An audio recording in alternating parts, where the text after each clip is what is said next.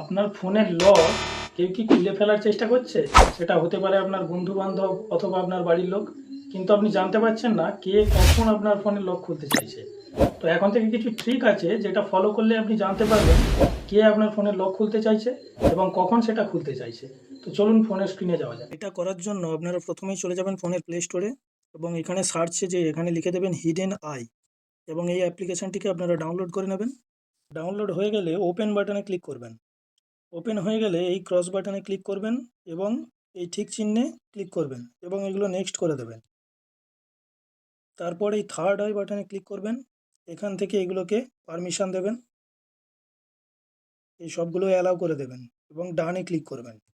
তারপর আবার এখানে ক্লিক করে active this device admin app বলে ক্লিক করে দেবেন এবং নেক্সট করবেন, অ্যালাউ করবেন। দেখুন আপনাদের অ্যাপটি পুরোপুরি অ্যাক্টিভ হয়ে গেছে। এবার আপনারা চেক করে দেখবেন ভুল প্যাটার্ন দিয়ে যে কাজ করছে কি কাজ করছে না। দেখুন আমি এইমাত্র একটা ভুল প্যাটার্ন দিলাম এবং আমি অ্যাপটাকে ওপেন করছি এবং আবার এই আইকনে ক্লিক করলাম।